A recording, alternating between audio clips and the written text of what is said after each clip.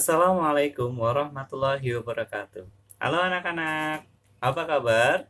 Alhamdulillah hari ini kita masih bisa diberikan nikmat untuk bertemu lagi dalam rangka pembelajaran pesantren kilat, terutama dalam penanaman karakter dan budi pekerti. Anak-anak, hari ini kita akan lanjutkan mengenai kegiatan-kegiatan yang bisa dilaksanakan saat bulan Ramadan. Anak-anak, perlu anak-anak ketahui banyak sekali kegiatan-kegiatan yang bisa dilakukan saat bulan Ramadan. Yang pertama, seperti melakukan ibadah puasa. Rasulullah SAW pernah bersabda yang artinya adalah barang siapa yang berpuasa Ramadan dengan penuh keimanan dan mengharapkan pahala, maka akan diampuni dosanya yang telah lalu.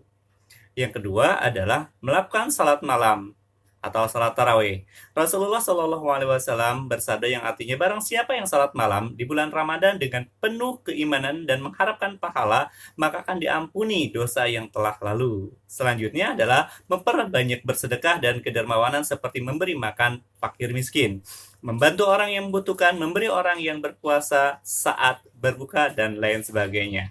Rasulullah SAW pernah bersabda yang artinya barang siapa memberi makan orang yang berpuasa, maka baginya pahala seperti orang yang berpuasa tersebut tanpa mengurangi pahala orang yang berpuasa itu sedikit pun. Yang keempat, memperbanyak membaca Al-Quran.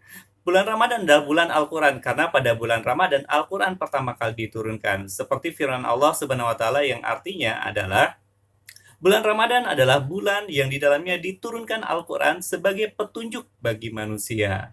Dan penjelasan-penjelasan mengenai petunjuk itu menjadi pembeda antara yang hak dan batil pada surat Al-Baqarah. Yang kelima, melaksanakan ibadah umrah. Rasulullah SAW pernah bersabda yang artinya adalah umrah pada bulan Ramadan sama pahalanya seperti melakukan haji.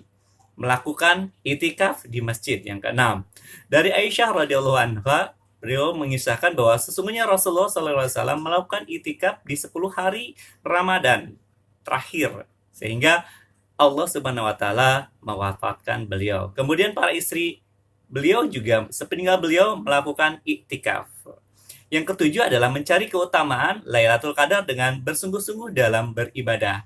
Rasulullah SAW pernah bersabda yang artinya adalah barang siapa yang sholat malam pada malam Lailatul Qadar penuh keimanan, maka Allah mengampuni semua dosa-dosanya. Yang kedelapan, menggerakkan atau menyegerakan waktu berbuka. Rasulullah SAW bersabda yang artinya adalah senantiasa manusia dalam keadaan baik selama mereka menyegerakan berbuka. Jadi cepat-cepat berbuka. Rasulullah SAW juga bersabda, lakukanlah santap sahur karena dalam santap sahur terdapat keberkahan. Yang kesembilan, memperbanyak zikir, doa, dan istighfar. Rasulullah SAW pernah bersabda yang artinya adalah sesungguhnya orang yang berpuasa ketika ia berbuka, doanya tidak akan tertolak. Yang 10, ini membayar zakat fitrah. Dari Ibnu Abbas pernah berkata, Rasulullah SAW mewajibkan zakat fitrah untuk mensucikan orang-orang yang berpuasa dari kesia-siaan dan kata-kata yang keji, dan juga untuk memberi makan fakir miskin.